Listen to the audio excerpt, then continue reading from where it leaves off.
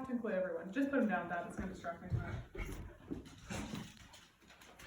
Hi, I'm Emma Tilghman, and today we're going to be talking about social education and climate change. In 2015, 40 nations were polled on their stand on climate change.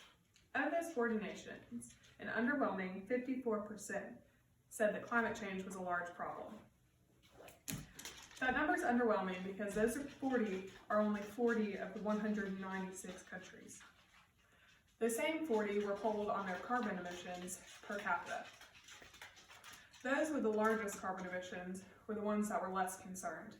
This causes a problem because those with the highest impact should be those wanting to make the largest change. I've taken a class on climate change, therefore I understand the lack of education in our school systems.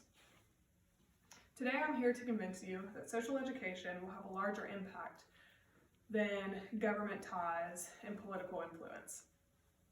First, I will discuss how teaching students will give them information to back their claims. Second, how a large number of students in schools gives us a larger pool of kids to impact. And third, how social education and grassroots communities will overpower political influence and government scare tactics. First, the Webster Dictionary does not define social education together. However, it does define each one separately. Social is life, welfare, and relations with people and their communities.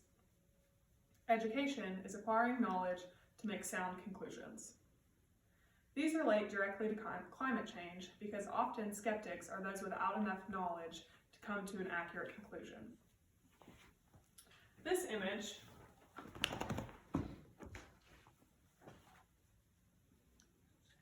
is from the National Science Teacher Association.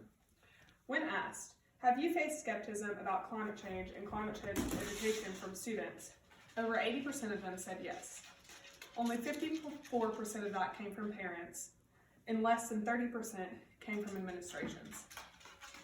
That poses the question, why are we not teaching about climate change in schools if the lowest amount of skepticism came from those who create the curriculum? We were always told not to enter an argument without information to back our claims. However, schools set us up to fail without providing that accurate information. In 2013, the Obama administration stated that we must educate our youth to change the outcome of climate degradation. With Earth changing readily, its inhabitants will also have to change. Without accurate information, those changes are unable to be made. Next, we will talk about the large number of students in schools. In the US alone, over 50 million students were enrolled through elementary school to high school in 2016. School is an easy and effective way to reach a large number of people. However, teachers must be on the same topic and not rely on their own beliefs and opinions. An example of this is when marine studies students, art students, and natural science students paired together for a project. The outcome of this project was to create everyone having an equal understanding of climate change in the end. Overall, this project was successful, as every student had an accurate representation of climate change. Incorporating the art students provided a simpler understanding overall for climate change without so much scientific knowledge backing it. Lastly, we will discuss how government influence and political ties will be overpowered by social education and grassroots communities. In 2017, Edelman Intel Trust showed that people's trust in media and government decreased at 35 and 37%, while their trust in non-government organizations increased to 57%. This shows that change won't happen through media and government, but must happen through small communities and outreach. We as communities must show that caring for the earth is fun.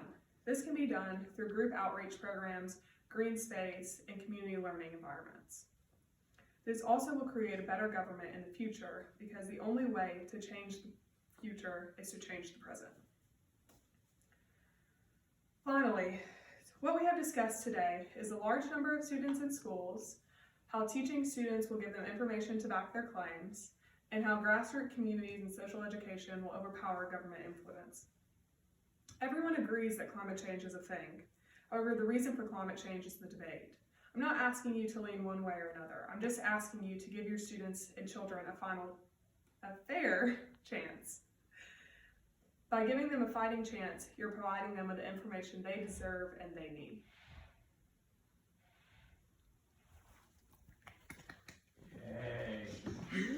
Trey survey.